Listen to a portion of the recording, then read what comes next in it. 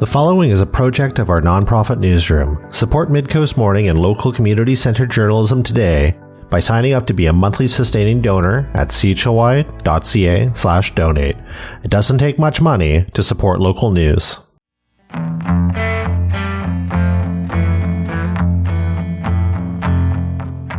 Hello and welcome to Midcoast Morning. I'm Joe Pugh. From the stoppage time winner to the penalty save, from the last second tackle to the dazzling dribble. There are a lot of reasons why people call soccer the beautiful game. But have you ever thought about beautiful refereeing? Ross Cameron has. He's the head referee for Nanaimo United Football Club. He's also a referee assessor and an instructor for BC Soccer. For most people, a referee's done a good job if they aren't in the headlines. But without a ref, there would be no beautiful game. So today, we're bringing you a bit of the story behind the stripes. What career path can a ref follow in Nanaimo? What does a ref remember as the big highlights from a game? What are the challenges refs face, and what are the best practices to keep a game under control? All that and more on the next half hour. So you coordinate refereeing for youth soccer in Nanaimo. What issues do you hear referees are having to deal with on the pitch week in, week out? Well, it ranges because referees are a varied group of people, from young kids who are 12 years old to adults who are almost 80. There's a huge range of ability, and the problems for all of those different age groups changes depending on the situation. But yeah, we have referees have a lot of problems on the field these days, and I think that's always been the case. It's not new. Younger referees, they are just learning the laws of the game, and so they have a lot of difficulty just knowing what the laws are and how to manage a game. And so they will have problems with people because coaches or players will think they know the rules better than these refs. And so they'll disagree with a young ref, and that can be a huge problem. And it could actually push a young ref out of refereeing because they just feel that they're always being challenged. And as we go up levels to referees that are more experienced, game management becomes a bigger issue for them, and they have to manage the players and the coaches, and there's just a higher level of soccer that's occurring. So they have to do different things. When you use the words game management, what exactly does that look like on the soccer pitch? Game management. Well, that's everything that goes into running the game, from knowing the laws and when to blow your whistle and how to talk to people on the field and how to talk to coaches, and running it in such a way that the players and the coaches and the spectators, they are having a great and safe time playing a game, and the referee appears that they're not even there. That's perfect game management is that sort of situation. And they really, the people that are participating in the game just have the sense that the game is running itself, and the referee is barely there, just, blowing the whistle when necessary. That is game management. And if it's done really well, people have a sense that there's no referee there, and nobody is managing things. But if things fall apart a little bit, then the referee has trouble and the players are unhappy, and things can go very sideways very quickly. That must be a bit of a thankless job, that if you're doing it right, no one knows you're there. Yeah, that's exactly right. But it's actually, it's amazing how once you start refereeing, you get this sense your goal is to de-escalate situations and sort of disappear into the background, but it's a real skill. And when you start realizing how it's like an art, right? And once you start doing it well, you go, wow, I really did that beautifully. And you want to do another game. You want your games to be more challenging. And for a referee, that challenge, that ability to manage the game is a real art, and it's just fantastic. And that's why a lot of referees stick with it, because they are really getting a lot out of it. Do you look back on maybe games you've reffed and thought of, this was a classic, I handled this so well, in the same way a player might remember the match they scored a hat trick or something? Yeah, absolutely. I absolutely have games like that. And I have those other games. I think I focus on the other games where things went sour more than I focus on the games where they went incredibly well. But yeah, there are, for a referee, a challenging game where you have two skilled teams that are playing their hardest, for instance, right, a cup game where they're really playing hard, and there are challenges because the emotions are high, and the referee's trying to manage what's happening on the field, and the coach is getting excited, and you just have to manage all these different situations that are happening, and the skill of the referee is tantamount in those situations. And if it works, it works. If it doesn't, it doesn't. And every time you have a game, you learn from that game and you improve for the next game. And it's a ongoing thing where it's iterative, right? You just come back and you try new things on your next game. Is there a moment, maybe a specific highlight you could walk me through of a game you've either been at or seen that you thought that was beautiful refereeing? Yeah, I can think of a few examples, and I can think of bad refereeing. So I'll give examples of the bad refereeing from me. But the good refereeing, I saw a couple of years ago, or maybe it was last year, a 16-year-old female ref was refereeing, I guess, a U14 boys game, something like that. And it was a really close game. And the match, I was actually standing right there on the sideline. I just rode up on my bicycle and I saw this event. Really exciting game. The teams were playing very hard. And one player fouls another player. I think he tripped him. And the player fell on the ground. And the player who fell jumps up and sort of not really punches, but sort of pushes his hand into the face of the player who tripped him. And the referee at that moment was right on the spot, like she was maybe 10 meters from the event, and blows her whistle to stop the play, goes right up to the players, shows a red card to the player that sort of pushed the person in the face. There's a big crowd of parents like yelling and yelling at each other about what happened on the field. And one of the coaches comes running on the field to, protect his player that was pushed. In fact, it was the player that did the initial foul. And just the body language and the communication of the referee calmed the situation amazingly well. She just stood there, dealt with each situation as it arose. When the coach came over, she had a quiet word with him and walked him off the field. And as she's walking, she says to him, I have to show you a yellow card for entering the field without permission. And he thanked her. And in the end, it was a perfect situation. It could have turned very, very bad. But in fact, everyone felt that everything was dealt with well, and the game went on from there.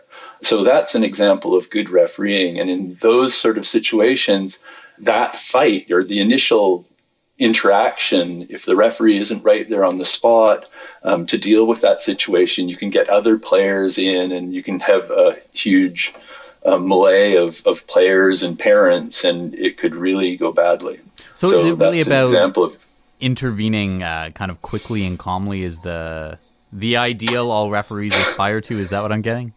Quickly, calmly, and confidently, and with compassion for the people that are involved.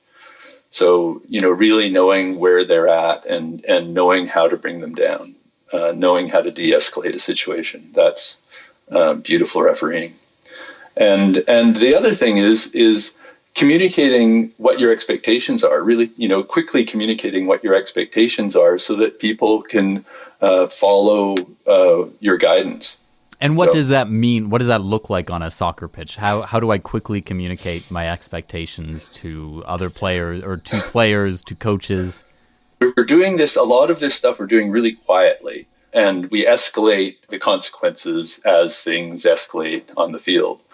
So an example would be if I'm a referee on the field and I hear a coach saying something that's inappropriate, questioning my call, let's say, I might turn and look at him and just catch his eyes and let him know, just with my communication by catching his eyes, that that I hear him and I'm not happy with what he's doing.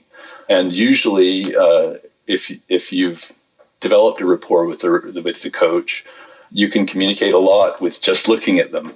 You might point at them if it's a little bit more serious, and that lets them know that you really hear them and you want their behavior to stop. And from there, it escalates. You can talk to them publicly. You can show them a card, a yellow card, or a red card, depending on the situation. You mentioned that you also had some maybe moments of less than ideal refereeing. I want to ask about it, but I also at the same time, I don't want to feel like I'm contributing to ref bashing or maybe even victim blaming, if that's a fair phrase to use. Yeah, how do you... Yeah, no. Well, it's perception, right? Referees tend to know the laws of the game better than the players or the coaches or the spectators, even though the players, coaches, and spectators may think they know the laws better. It's usually not the case. So this is a question of perception. But on the other hand, referees do make mistakes, right? We're just human and we make mistakes. So one of the big problems is our own pride can get in the way. So you've made a call, you're proud, you're a proud referee, and you don't want to say that you made a mistake. And so you stick with a bad call.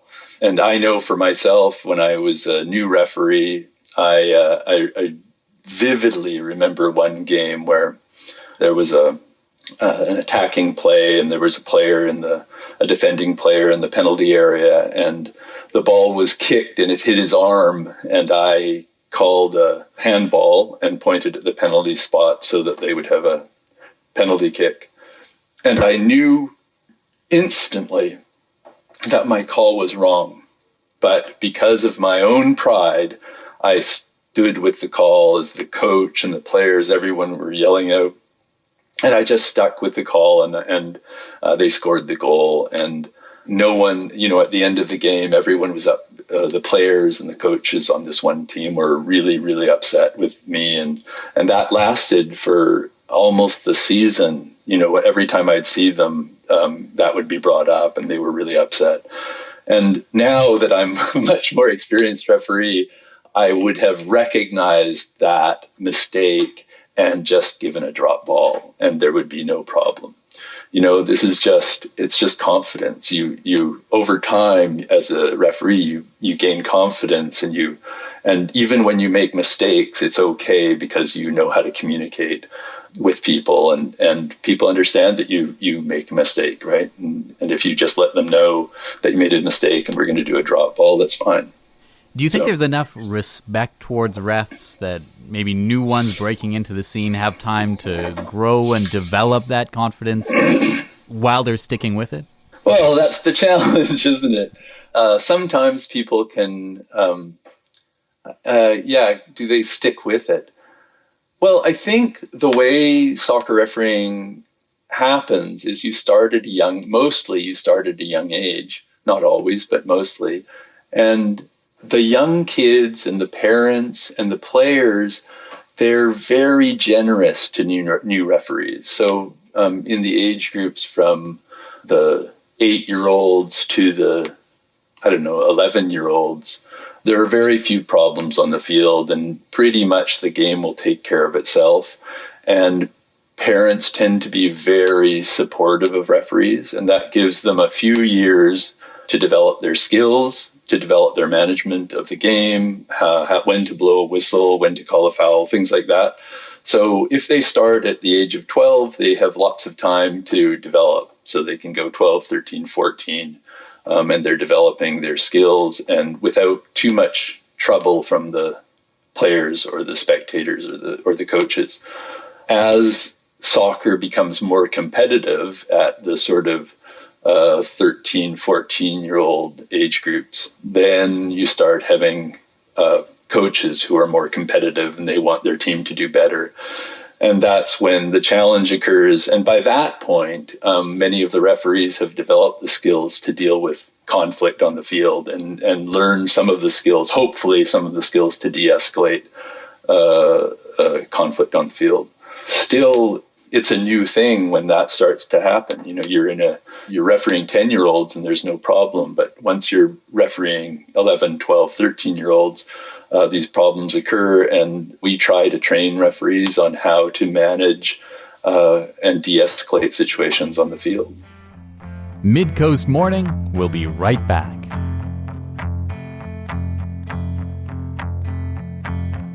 Midcoast Morning is made possible by the Community Radio Fund of Canada's Radio Meters program and listeners like you.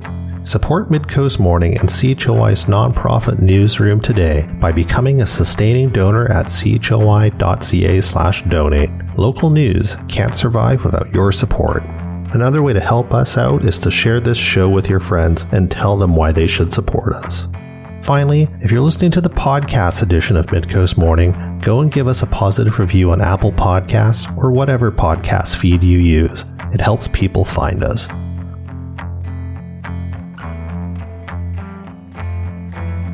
Today on Midcoast Morning, we're taking a look at an essential part of the beautiful game here in Nanaimo. I'm chatting reffing with Nanaimo United head referee Ross Cameron. If I were a referee in Nanaimo, starting out, maybe developing along, is there a career path or a trajectory I can follow the same way that, you know, a hot prospect player might dream of making the big leagues? Yes, absolutely. So basically the way people start is they start as a young referee, 12 years old. They take a small-sided referee course, and they'll do that for a couple of years. Then they take a second course, which is the entry, they call it the entry-level course, and it's actually entry-level to refereeing the full-sided game. So they go from the small-sided game to the full-sided game. And they'll do that. So the full-sided game begins at the 13-year-old age group. And they play games with other teams in the Upper Island District here. So we're playing teams, you know, in Courtenay and Port Alberni and Courtenay Comox, Port Alberni, Campbell River sort of thing. And so at that level, they're starting to learn new skills and they get more training. And then what we try to do is we try to give them opportunities to referee at provincial cup tournaments. So there's the B Cup and the A Cup tournaments. And as people develop their skills and their ability to manage games, then we send them to the B Cup in Vancouver. And at those provincial cup tournaments, they learn, they bring in ref assessors and ref instructors to give them just that next step up. And then they move on to the A Cup, which is the A Cup, and then finally the Premier Cup. And they start doing higher level games. And that's basically the trajectory. Is there maybe a culture of coming from folks who watch sports professionally and maybe criticize the referees there? Or I'm thinking maybe even of the relatively recent introduction of video replay to soccer at like the World Cup or in the English Premier League has fueled maybe a bit more than the traditional ever-present criticism or expectation that referees will be perfect. Does that trickle down into refereeing at a local level? I don't know. I don't really think it's a trickle down. Like, I don't think, for one thing, the referees in the Premier League or, you know, the Bundesliga, these are the best referees in the world. Absolutely, bar none. They're incredible referees. hugely skilled at communicating with people, know when to step in, know when to step away. Absolutely skilled referees. So you see a lot less. Well, yeah, they're just so skilled. And what we see problems that don't actually happen as much in those games because of the skill of those referees. So I guess I don't think there's a trickle down. I think soccer is a culture that's worldwide, right? And so the problems that are occurring in the Premier League are the same problems that are occurring at the local level. And we have to deal with the same things. Basically, we're doing the same job. And we just have to learn how to manage people. And that's really what refereeing is. It's the ability to manage people who are excited and emotionally charged. I feel like I can't have a conversation about refereeing in youth sports without asking specifically about parents. Are there any challenges refs face from the parents as opposed to the people involved in the game, players and coaches? Yeah, well, we get it every which way, right? We get it from players, coaches, and parents, and it sort of runs the gambit from questioning our calls, criticizing our calls, becoming actually personal and attacking the referee for what they're doing on the field or not protecting their children, and these can get very tense. These interactions with parents and coaches, and we have to address them in an escalating sort of fashion in order to keep control of the game. And the more education we have for parents, players, and coaches about what expectations the club or the league has about their behavior, the better people are with referees. And I've seen that over the last 10 years in Nanaimo. 10 years ago, we had a lot of problems with people abusing referees, and through education at Nanaimo United Football Club, like the education is fantastic, both the education of referees, but also the education of parents and players and coaches about what's acceptable behavior at the soccer field. And I've watched amazing things where a referee's made a very blatant error on the field in not calling something, let's say, and the coach, instead of yelling at them, just bends over and says nothing, and then quietly talks to me, the head referee, in an email, actually talked to me personally, but lets me know what happened, but doesn't say anything to the ref. And that is exactly what we want. We want communication so that we can educate referees about what they should be doing on the field. But criticizing a referee or not shaking their hand or telling them that they're the worst referee they've ever had, those are not productive things. And we really don't want parents, players, or coaches to be doing those things. You just gave a few examples right there, but are there any other big messages you'd want to get across to anyone involved in sports about just how to act towards referees to make things a little smoother? Well, that's exactly it. I just said it. But just respect them, respect their position on the field. We really need referees. We want those referees to stay. They're an essential part of all sports, from soccer to hockey to lacrosse. Every sport needs the referee.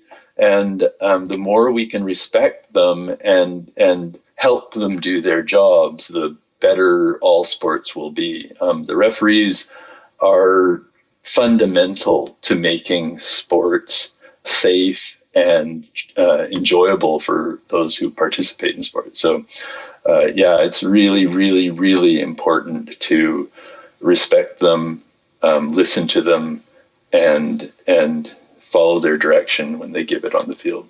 Anything else you'd like to bring to the conversation today? No, I think that's it. I'm super happy that you did this show because it's really important that people know that that we really do have to love our referees.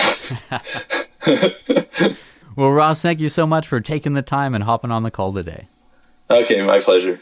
Ross Cameron is the head referee for Nanaimo United. He's also a referee, assessor, and instructor for BC Soccer. There are courses coming up in February and March in the Upper Island District, where we are here in Nanaimo, for those interested in refereeing. Cameron says there'll be entry-level courses and open to anyone turning 14 this year or older.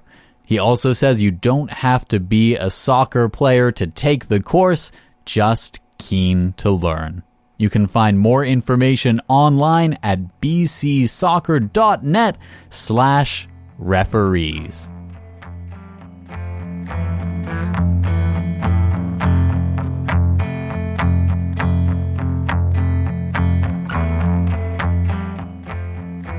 That's our story for the day. Thank you for joining me.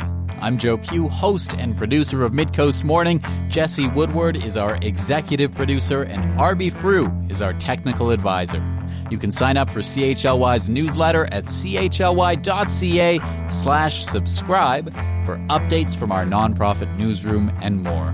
Our theme song is First One by local Nanaimo band Waste Management. If you have a story you would like us to cover, email us at news@chly.ca. That's all for now. I'll talk to you on another Midcoast Morning.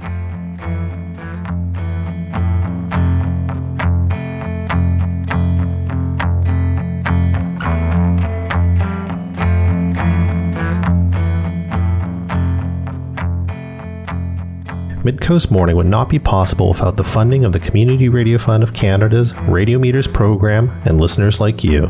Midcoast Morning is a project of CHLY's nonprofit newsroom. Support nonprofit journalism in Nanaimo and on the Salish Sea today by becoming a monthly sustaining donor at $5 or more per month. Support the program at chly.ca/donate.